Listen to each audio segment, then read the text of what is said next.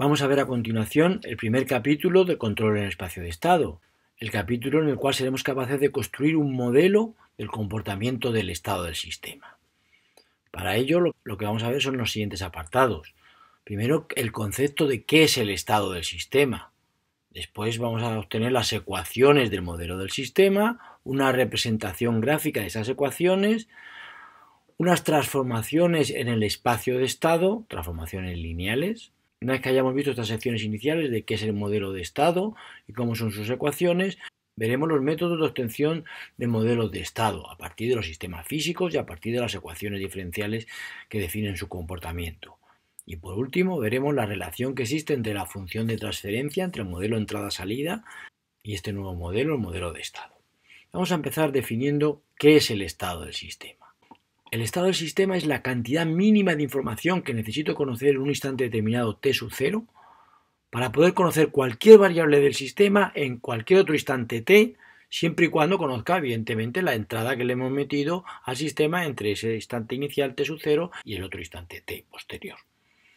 Esas variables que yo necesito conocer, esas variables que forman el estado del sistema, las denominamos variable x1, x2, x3, etcétera, hasta la última variable que necesito conocer, que es la variable enésima xn. Todas esas variables forman un vector, el vector de estado, el vector x de estado del sistema, que tiene dimensión n y que evolucionan en el tiempo. Esas variables van moviéndose en el tiempo y van describiendo una trayectoria en el espacio de estado.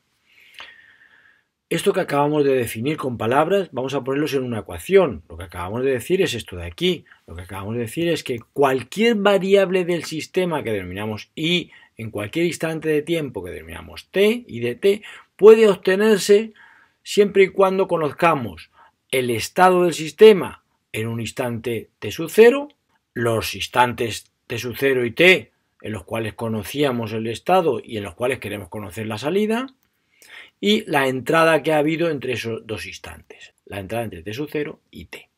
Nos fijamos en algún detalle de esta ecuación, que es que la entrada no es necesario conocerla en el instante t sub 0, porque si fuera necesario conocerla en el instante t sub 0, la entrada pasaría a ser también parte del estado. Y como el estado ya tiene toda la información que necesito conocer en t sub 0, no necesito conocer la entrada.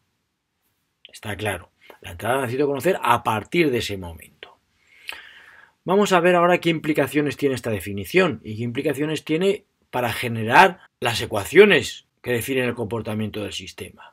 ¿Por qué no aplicamos esta ecuación justo en el instante t sub 0? Es decir, hacemos que las variables de salida que yo quiero conocer son justo en t sub 0, o lo que es lo mismo, son justo en t, en un único valor de tiempo. Pues haciendo t igual a t sub 0 en esta ecuación de aquí, lo que tenemos es que la salida en el instante t depende de t, depende de la x en t y depende de la entrada en t. Es decir, cualquier variable del sistema puede ser calculada con el conocimiento del estado y de la entrada en ese instante. Y esa es la ecuación que vamos a poner ahora. La ecuación que denominamos ecuación de salida. Es decir, cualquier salida del sistema puede ser calculada conociendo el instante, en el caso de que las ecuaciones del sistema sean variantes en el tiempo, conociendo el estado del sistema y conociendo la entrada en ese instante. Cualquier variable puede ser conocida. Pues bien, si cualquier variable puede ser conocida a partir del estado y de la entrada, en concreto una variable muy particular que son las derivadas de las variables de estado, también podrán ser conocidas partiendo del estado y de la entrada. Es decir, pongo esta ecuación de aquí, las derivadas del estado se pueden conocer a partir del estado del sistema y de la entrada. Pero esta ecuación que tenemos aquí, ¿qué es? Es la ecuación que representa la dinámica, la evolución de las variables de estado con la entrada. Es decir, nosotros a partir de dónde está el sistema, dónde está el estado del sistema en un determinado instante y cuál es la entrada en ese instante, podemos conocer cómo va a evolucionar en el futuro, cuál es su derivada, cómo va a ser su comportamiento. Luego está la ecuación diferencial de la dinámica del sistema, de la dinámica de las variables de estado, que deberemos resolver para ver cómo evoluciona el estado. Y luego, si sabemos cómo evoluciona el estado, es decir, cuánto vale el estado en cada instante de tiempo, podremos ser capaces de calcular cualquier variable de estado a partir de la información que ya tenemos, a partir de el estado del sistema y, por supuesto, de la entrada. Bueno, pues ya acabamos de ver cómo hemos deducido a partir de la definición de estado, cómo hemos deducido cómo son las ecuaciones del sistema, y esas las recuadramos, decimos que representan el modelo de estado del sistema, que viene representado por dos tipos de ecuaciones: las ecuaciones dinámicas, que representan la evolución del estado, y las ecuaciones estáticas, que representan, conocido el estado, cómo calcular cualquier otra variable. Es decir, que si X es el estado del sistema, vamos a poder representar un modelo de estado mediante estas ecuaciones. Ahora vamos a ver lo contrario, que si nosotros somos capaces de representar el comportamiento del sistema mediante estas ecuaciones, X representará las variables de estado. Vamos a verlo. Para resolver estas ecuaciones de aquí, que son n ecuaciones, puesto que X tiene de dimensión n, que son n ecuaciones diferenciales de primer orden, para resolver estas n ecuaciones diferenciales de primer orden, ¿cuántas condiciones iniciales necesitamos? Pues para resolver una ecuación diferencial de primer orden, una condición inicial. La primera necesitaremos la x1 en el instante inicial. En la segunda necesitaremos la x2 en el instante inicial, etc. Es decir, que para resolver las n ecuaciones diferenciales de primer orden necesitaremos n condiciones iniciales, que son los n valores de x, del estado, en el instante t sub 0. Es decir, que conocidos los valores de x en el instante inicial, en el instante t sub 0, somos capaces de conocer toda la evolución del estado posterior, y también mediante las ecuaciones de arriba somos capaces de conocer la evolución de cualquier variable. Es decir, que si somos capaces de representar la dinámica del sistema mediante estas ecuaciones, a la fuerza las x serán las variables de estado del sistema. Luego tenemos que si tenemos unas x variables de estado, podemos construir este modelo de ecuaciones del sistema, y al revés, si podemos construir este modelo de ecuaciones del sistema, tenemos que x serán las variables de estado. Vamos a dar dimensiones a los vectores de entrada, a los vectores de salida y a los vectores de estado, que ya le hemos dado dimensión y hemos dicho que es dimensión n. Los vectores de entrada vamos a suponer que tenemos 1, 2, 3, 4 hasta m entradas, y el vector de salida tenemos salida primera, segunda, tercera, hasta tener p salidas distintas. Entonces u será un vector de dimensión m, x será un vector de dimensión n y y será un vector de dimensión p. Antes de continuar vamos a ver algunas particularidades sobre las trayectorias del estado, sobre la evolución del estado, según estas mismas ecuaciones. Vemos que si la u cambia bruscamente, si este término de la derecha cambia bruscamente, evidentemente el término de la izquierda también cambia bruscamente. Es decir, que la u, cambio brusco de la u, es decir, cambios bruscos en escalón, por ejemplo, una discontinuidad clara, puede dar lugar perfectamente a que haya cambios bruscos de la misma forma en la y. Es decir, que si aquí ha habido un cambio brusco en escalón, aquí habrá cambios bruscos también en escalón. Si aquí hay discontinuidades, aquí habrá discontinuidades. Si la u no interviene, pues evidentemente no. Es decir, si la i depende solamente del estado, pues evidentemente la u no afectará a los cambios bruscos de la u no afectarán a la i, pero en general podrían afectar. Vamos a ver qué implicaciones tienen los cambios bruscos de la u en la dinámica del sistema. Pues como vemos en la ecuación de abajo, un cambio brusco en la u afecta a un cambio brusco en la x', en la derivada, pero no está afectando a cambios bruscos en la x. Es decir, una discontinuidad en la u, un cambio de entrada en escalón, afecta a discontinuidades en las derivadas de las x. Evidentemente esto tiene una dinámica. Luego no afecta en la x. Luego las trayectorias de la x van a ser trayectorias continuas en el espacio de estado, aunque existan entradas discontinuas en el sistema, aunque existan entradas de tipo escalón. Vamos a ver a continuación un ejemplo de variables de estado en un sistema muy sencillito, en un sistema de un circuito RC. Entonces una fuente de tensión que hace circular una intensidad por este circuito, que pasa por una resistencia y por un condensador. Primero, ¿cuántas variables de estado tenemos en este sistema? Después, ¿cuáles son las posibles variables de estado que podemos elegir? Y después obtener un modelo de estado del sistema. ¿Cuántas variables de estado tenemos? Pues la ecuación diferencial que define el comportamiento de este sistema es una ecuación diferencial de primer orden. Es decir, que tenemos un único condición inicial, un único estado del sistema, una única variable que necesitamos conocer en el tiempo t sub 0 para poder conocer cualquier variable en el futuro, una única condición inicial de la única ecuación diferencial que tenemos, que es de primer orden. ¿Cuáles pueden ser la variable de estado de este sistema? U sub c, la tensión en el condensador, puede ser variable de estado, la U, la entrada, puede ser variable de estado, la caída de tensión en la resistencia puede ser variable de estado, la intensidad puede ser variable de estado. Pues bien, si resolvemos la ecuación diferencial del sistema, si ponemos las ecuaciones de este sistema, veremos que la única condición inicial que nosotros necesitamos es la tensión en el condensador. Es la única variable que necesitamos reconocer en el tiempo t sub 0 para resolver el sistema a partir de ese instante. También se puede ver de otras maneras, como hemos comentado. La entrada no puede ser variable de estado, evidentemente. Ya lo habíamos comentado anteriormente cuando pusimos la ecuación. La entrada cambia bruscamente con la entrada, evidentemente la propia entrada. Luego, tiene una trayectoria continua en el espacio de estado. Luego, no puede ser variable de estado. La entrada no es una variable que necesitemos conocer en el instante t sub 0 para conocer el estado futuro. La entrada no es variable de estado, no puede ser variable de estado. ¿La caída de tensión en la resistencia puede ser variable de estado? Pues vemos que si cambia bruscamente en escalón la tensión aquí, como la tensión aquí no puede cambiar bruscamente, porque es un condensador, es un almacenador de energía, lo que va a cambiar bruscamente en el instante inicial va a ser la caída de tensión en la resistencia. Luego tampoco puede ser variable de estado, porque cambia bruscamente con la entrada. ¿Vale? Porque no es la condición inicial que nosotros necesitamos para resolver ese sistema. Y la intensidad, por el mismo motivo, la intensidad está relacionada con la tensión en la resistencia, simplemente con la constante R, pues cambia igual que la tensión en la resistencia, luego tampoco puede ser variable de estado. Luego la única de todas estas variables de estado que podemos tener es la tensión en el condensador. Construir el modelo de estado es muy sencillo, basta con poner la ecuación de esta malla, decir la caída de tensión aquí, igual la caída de tensión aquí, más la caída de tensión aquí, y luego poner la ecuación del condensador, de cuánto vale la caída de tensión aquí, como la integral de la intensidad que pasa por aquí. Es decir, despejando la intensidad de una de las ecuaciones y yéndola en la otra, obtenemos de forma muy sencillita que la derivada de la tensión en el condensador es igual a menos 1 partido por RC por la tensión en el condensador, más 1 partido por RC por la tensión de entrada.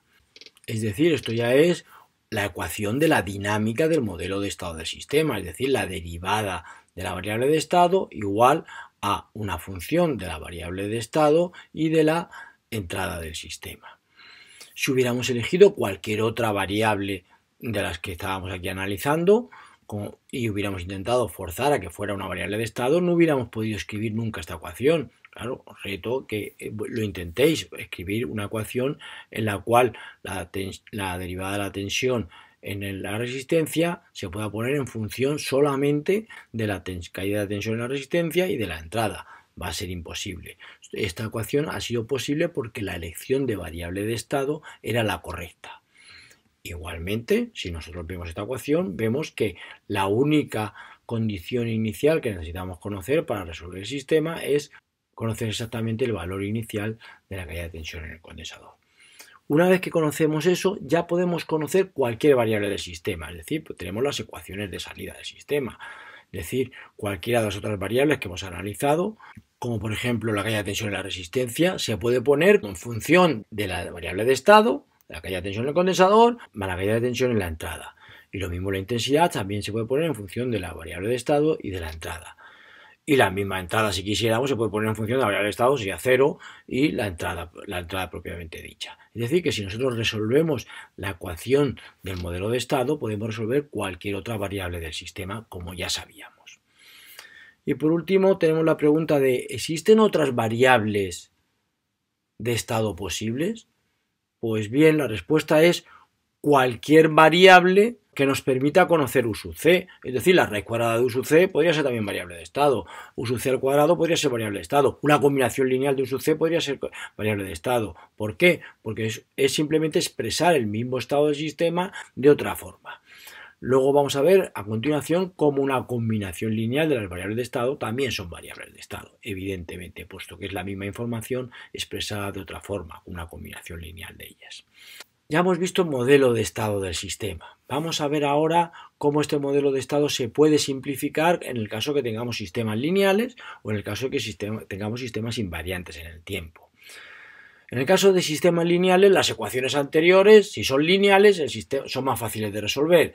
Lo que es un sistema lineal ya lo sabemos lo que es un sistema que si partimos de unas condiciones iniciales y metemos una entrada, obtenemos una salida. Si partimos de las condiciones iniciales 2 con la entrada 2 obtenemos la salida 2, pues el sistema será lineal si solo si cumple linealidad, es decir, si solo si partiendo de una combinación a veces la x1 más b veces la x2 y entrando con a veces u1 más b veces u2, la salida que obtenemos no es una cualquiera ni es nada raro, sino que simplemente la misma combinación lineal de las salidas que obtuvimos anteriormente. Es decir, a veces y su 1 más b veces y su 2. Pues bien, esto es la definición de linealidad, que ya es muy conocida. Y si las ecuaciones anteriores del modelo de estado son lineales, pues el sistema cumple linealidad. Es decir, si las ecuaciones de la dinámica del sistema, que expresan la evolución de la derivada de las variables de estado, al ser función de las variables de estado y de la entrada, son función mediante combinaciones lineales de los estados y mediante combinaciones lineales de las entradas. Es decir, esto es una matriz que ahora veremos las dimensiones multiplicado por x más una matriz multiplicado por u. ¿Qué dimensiones tienen? Bueno, las aquí indicadas, es decir, A es una matriz que está posmultiplicada por el vector de estado dimensión n, es decir, que tiene n columnas. Y lo que tiene que obtener son n filas, que son las n derivadas del estado. Luego A será dimensiones n por n. Y B tendrá en m columnas, debido a las m entradas, y tendrá n filas, puesto que debe generar n valores de las x'. Luego tendrá dimensiones n por m.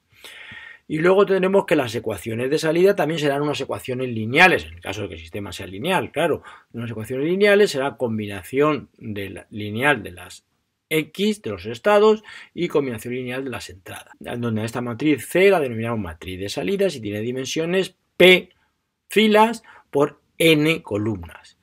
Puesto que tenemos p salidas y el estado tiene dimensión n.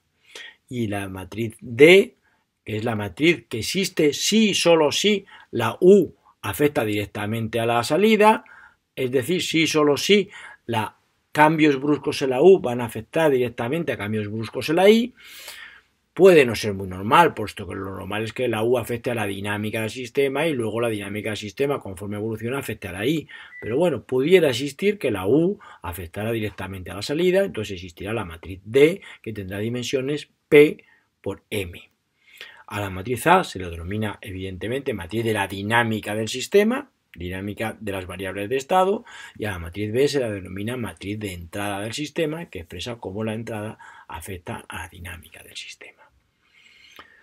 Vamos a ver si estas ecuaciones se simplifican cuando el sistema es invariante. Bueno, que el sistema es invariante está claro lo que es. Quiere decir que si hoy hacemos un experimento y lo hacemos un tiempo t grande, después, partiendo de las mismas condiciones iniciales y con la misma entrada, los resultados van a ser exactamente los mismos, ¿no? Pues esto es lo que tenemos aquí puesto. Si hoy partimos del instante x sub 0 y le metemos una determinada entrada, u sub 1, pues si metemos mañana o un instante de tiempo t grande posterior, le metemos el mismo estado y la entrada que le metemos en un instante t grande posterior es la misma que la habíamos metido antes, pues la salida será la misma que la que teníamos antes. La salida que obtenemos ahora en un instante t grande después será la misma que lo que obtuvimos antes. Es decir, las ecuaciones del sistema no han cambiado con el tiempo. Las ecuaciones son las mismas. Es decir, los parámetros del sistema son los mismos. Los experimentos que hacemos hoy y hacemos mañana y hacemos pasado mañana van a dar los mismos resultados. Son sistemas que son invariantes en el tiempo. Pues entonces las ecuaciones se nos convierten en que las ecuaciones no dependen explícitamente del tiempo, sino dependen de los valores de las variables y de las entradas, pero no dependen del tiempo. Son estas ecuaciones, la y depende de la x y de la u, y la x' depende de la x y de la u. Si el sistema es invariante y además es lineal, pues tendremos estas ecuaciones de aquí. Tendremos las ecuaciones lineales que teníamos anteriormente, pero donde los parámetros de las matrices A, B, C y D son invariantes, es decir, son parámetros constantes. Es decir, las matrices A, B, C y D son matrices constantes. Y con esto ya tenemos representado modelo de estado para sistemas lineales y modelo de estado para sistemas lineales e invariantes. Vamos a representarlo ahora gráficamente.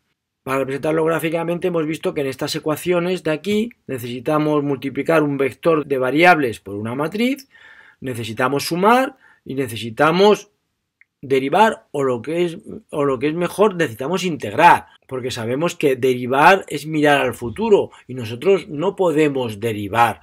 Los sistemas que derivan no son sistemas causales, no podemos calcular la derivada, no podemos saber cómo va a evolucionar una variable. Lo que sí que podemos hacer siempre es integrar, siempre podemos mirar el pasado de la variable, ir sumando y por lo tanto hacer una integral de una variable. Son sistemas causales, ¿no?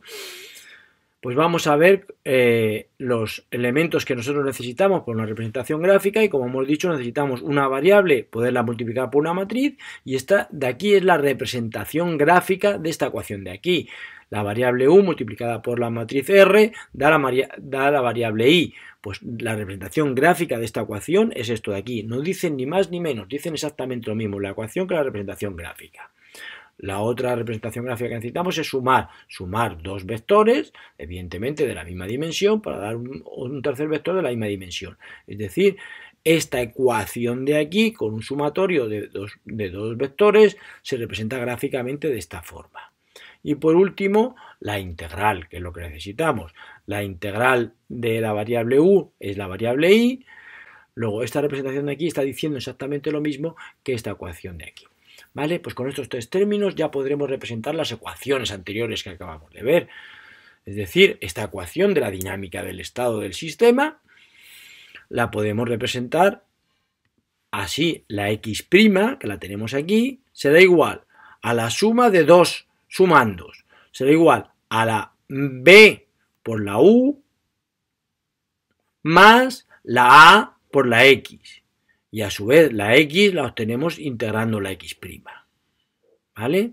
La x' se integra, da la x y la x sirve para realimentar el sistema, para calcular el futuro, para calcular cuánto vale la x'. Y también la u sirve mediante la matriz de entrada para calcular la x'. Luego, esto que tenemos aquí es una representación gráfica de la dinámica del estado del sistema. Y ahora vamos a ver una representación gráfica de las ecuaciones de salida del sistema. La salida del sistema será la matriz de salida por el estado más la matriz D por la U. Es decir, representándolo gráficamente, será esto de aquí, la X multiplicada por C más la U multiplicada por la D, sumado da la I. Y esto último ya lo podemos recuadrar, esto es la representación gráfica del modelo de estado de un sistema que viene representado por sus matrices A, B, C y D, es decir, modelo de estado lineal de un sistema cualquiera. Bien, y ahora para que practiquéis un poco viendo la relación que existe entre las ecuaciones y la subrepresentación, os proponemos este ejercicio, que tenemos una representación del sistema como la que acabamos de ver, un sistema con su matriz de entrada, matriz de dinámica, matriz de salida, le falta la matriz D. Pues bien, este sistema vamos a realimentar el estado del sistema, como dijimos en el capítulo introductorio, lo vamos a realimentar mediante una matriz de constantes K y le vamos a sumar con el vector V, que tiene la misma dimensión que el vector U y que la misma dimensión que la salida de este bloque K. Vamos a cambiar la dinámica del sistema. Tenemos ahora un nuevo sistema que no como antes entraba con la U, ahora entra con un vector V. Y un sistema que tiene la misma salida que antes, la misma I, y es un sistema que ahora nos tenemos que plantear en este nuevo sistema cuántas variables de estado tenemos. Antes, desde luego, teníamos n variables de estado. Cuando nosotros hemos efectuado esta realimentación, ¿ha aumentado el número de variables de estado? ¿Ha disminuido el número de variables de estado? ¿Cuántas variables de estado tenemos? Vamos a elegir correctamente las variables de estado ahora. Y una vez que tengamos las variables de estado que tenemos ahora, vamos a escribir las nuevas ecuaciones de la dinámica de este nuevo sistema que hemos efectuado la realimentación, es decir, las matrices A realimentada de cómo afectan las variables de estado de este sistema para calcular la evolución de estas propias variables de estado. Cómo afecta la B, la nueva entrada, para calcular la evolución de las variables de estado del sistema y cómo las variables de estado del sistema afectarán a la salida. Bien, este es el ejercicio que planteamos que resolváis.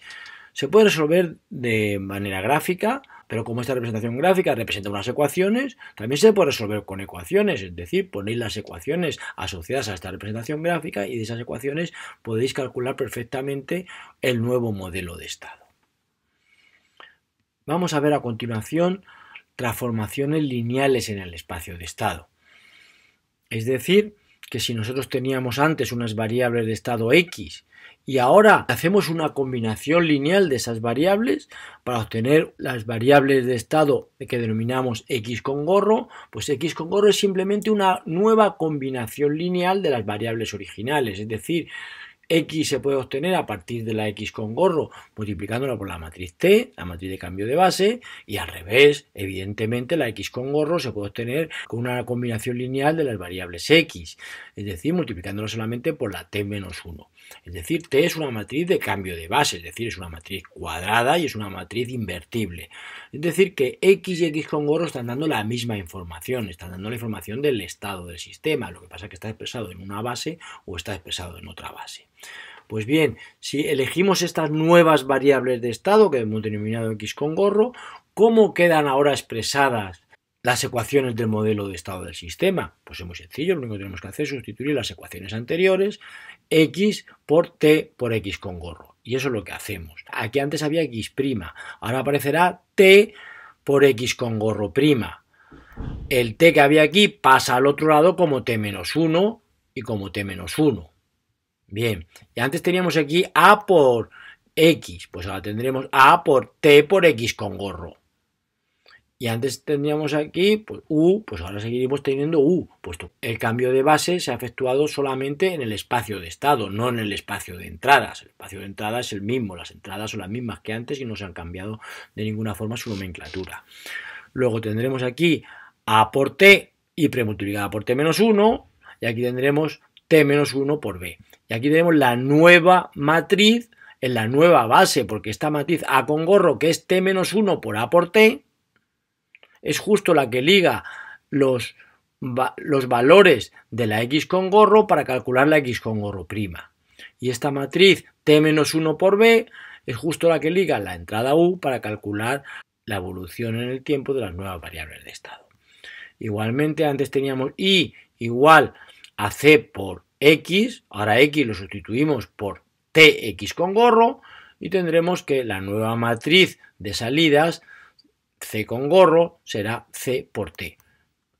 Y la matriz D, que es la que liga U con I, pues evidentemente no ha cambiado porque no hemos hecho ningún cambio de base ni en el espacio de entrada ni en el espacio de salida. Luego la D es la misma que antes. Luego aquí tenemos expresado que podemos tener representado el modelo de estado del sistema en varias bases, evidentemente. Y en unas bases estas ecuaciones quedarán más sencillas y en otras bases estas ecuaciones quedarán más complicadas. Y nuestro trabajo va a ser próximamente trabajar en una base donde este modelo de estado sea un modelo de estado sencillo. Y eso es lo que vamos a hacer en la próxima sección, donde veremos la obtención de los distintos modelos de estado del sistema, cómo se pueden hacer y cómo serán sus ecuaciones y cómo de fáciles o difíciles serán para que luego en el capítulo siguiente trabajemos con ellas y resolvamos la evolución en el tiempo del modelo de estado.